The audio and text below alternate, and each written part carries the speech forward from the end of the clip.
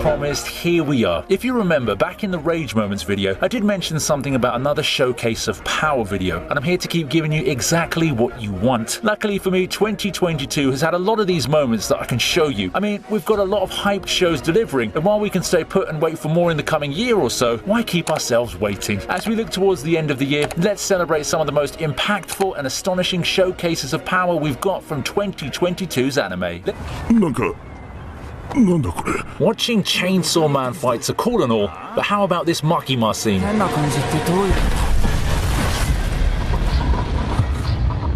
For me, one of the show's most powerful showcases of power didn't come from an actual fight. You see, you go into Chainsaw Man expecting some major flexes and insane bloodbaths in the fights, and you'd be correct.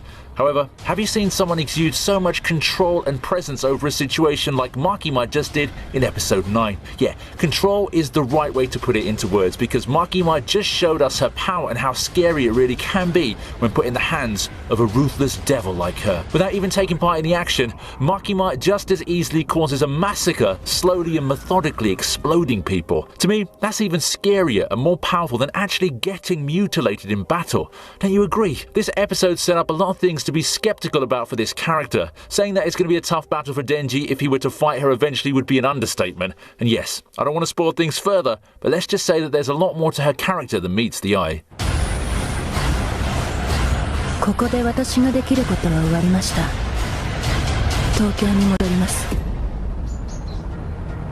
Lastly, we look at Yamamoto versus Yuha.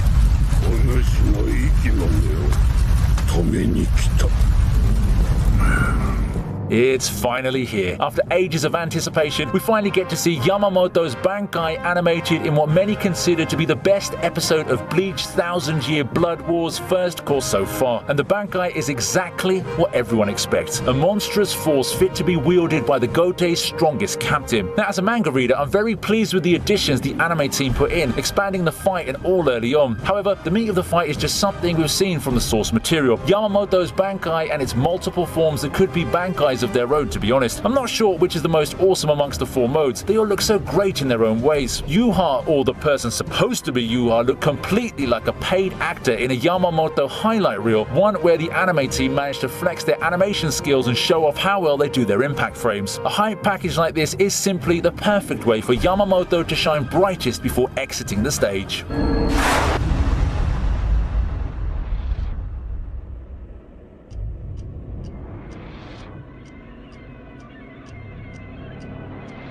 As we move towards the end of the list, feast your eyes on the rumbling.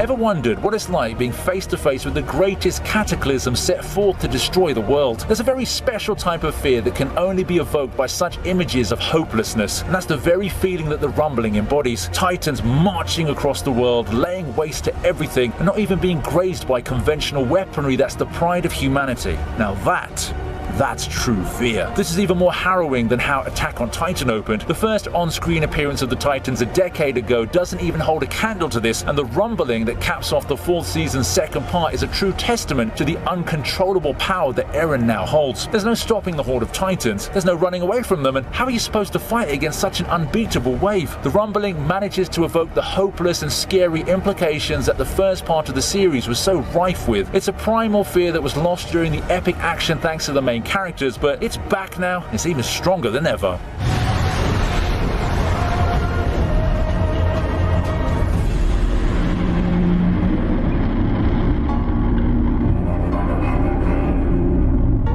We then move on to the next epic showcase of power, Shigaraki's Awakening.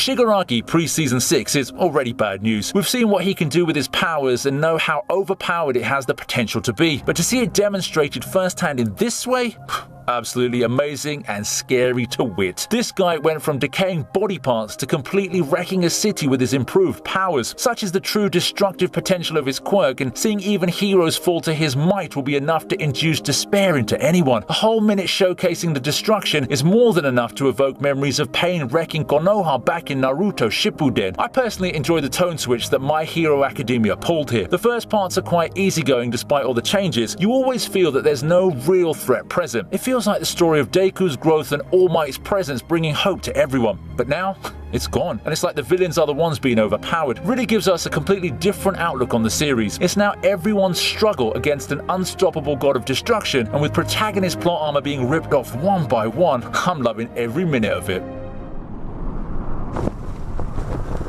Luffy's Red Rock is an amazing moment, and it's a great showcase of power.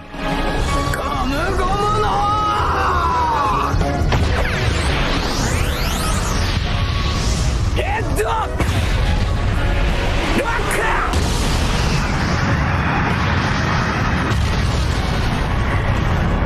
The decisive battle against Kaido took everyone through a whirlwind of emotions, didn't it? For such an anticipated showdown that was years in the making, it sure made the wait worth it. The battle, which spanned for a lot of episodes, gave us some of the best animation One Piece has had in a while, and given how the modern episodes have stepped up in that department, for this fight to stand out is really something special. Everything looked better when Luffy busts out his Red Rock against Kaido. It truly felt like the culmination of the journey, and the anime team just had to throw all those flashbacks at us to remind us of the road our hero had passed through to get to this point. That Red Rock does feel like the climax of the journey, and it's those feelings that fueled him to finally take the fight to both Big Mom and Kaido, and the results, they were glorious. For the longest time, Kaido seemed so infallible, but with the Red Rock, things have started looking up for the heroes for good. お前らを超えて海賊王になる男だ! Leo versus Generals is also an oft-overlooked one.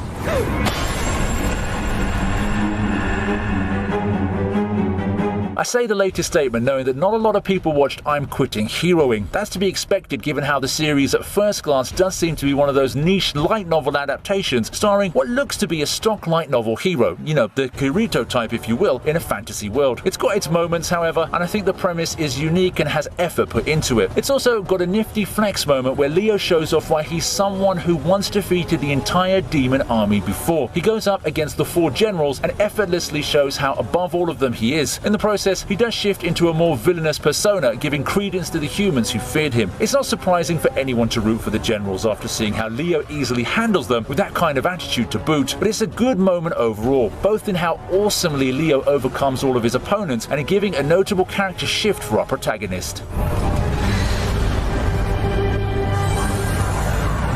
Boss vs. Oken is a fight to remember.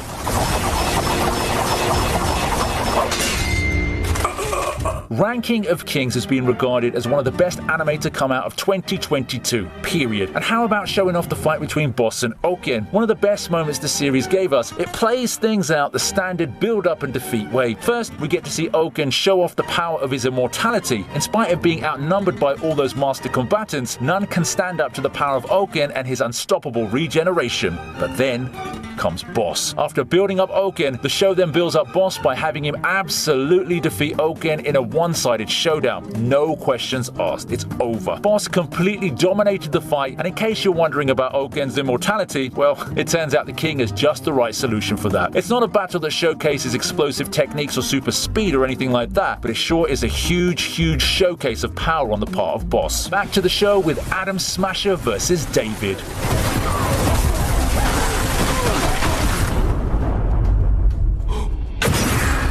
How about a villainous example to spice things up now? Adam Smasher has been a long-time favourite among Cyberpunk fans, but said fans also can't help but think that he got the short end of the stick. Thankfully, Cyberpunk Edgerunners is here to fix that, and what we got is this climactic fight between David and Adam Smasher. True, David's on his last legs at the time of this showdown. I mean, I don't even think he thought he would win this fight. Yet, even with all the enhancements and the power-ups he'd just gotten, there's just no way he would feasibly be able to defeat Adam Smasher, and even if he somehow did in a miraculous twist, there's a fate worse than death death awaiting him. On another note, that doesn't take away from how strong Atom Smasher is. David at this point barely even put up a fight as he gets obliterated completely by Atom Smasher. You see, that's how you build up a villain. That way, when said villain gets beaten eventually, there could be a lot of hype surrounding the one who comes out with the win. It's a writing technique that will be used for the next entry too.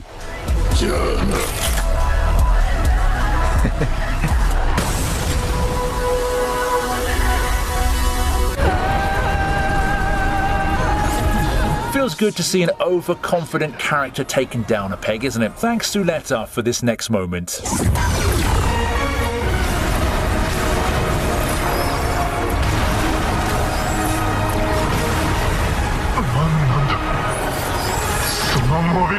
We knew it was coming. Anyone watching the first episode of Witch from Mercury knew it was coming, but that doesn't take away from the awesomeness of seeing the brash and arrogant Guel get humbled in the face of a duel he thought he could sleepwalk through. Well, he either overestimated his skills or he underestimated his opponent, because he sure didn't seem like the top duelist given the flow of the duel itself. Turns out the Aerial has way more tricks up its sleeve than Guel gave it credit for, and he pays for that big time. The duel ended up being nothing more than an extended squash as it sees the Dilanza get completely wrecked against all expectations. It was quite the promising debut for Suletta on the show. We get to see more amazing duels down the line, but this is a quick showcase that amazed both characters in universe and a lot of Gundam fans eagerly awaiting this show.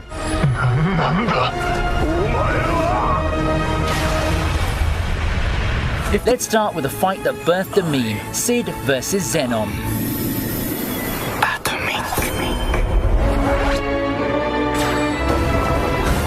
I didn't read that far into Eminence in Shadow before the anime, so little did I know that such a fight in the middle of a season would leave a cultural footprint of sorts on the community. As minor as it is, we do have people riding along with the I am atomic thing for a short while, so that is something. Given the type of show Eminence in Shadow is, I fully expected something to come up like this sooner or later. Despite the premise of Sid preferring to stay in the background and such, we all knew it was going to come to this someday. So when it happened, it felt pretty cool actually. It's been a good while since we've had some ham-fisted, over-the-top destruction in a toony light novel adaptation, and it's fun to see the brooding protagonist save the day once again, all while muttering some juvenile yet super cool boasts and finishing with a total show of dominance. Zenon stood no chance, and we ended up with a minor meme, so it's a win-win.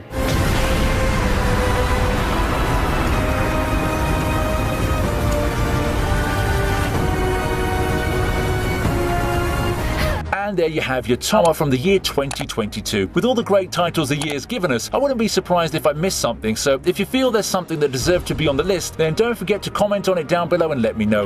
Please stay tuned, as we've got a lot more videos coming your way, only on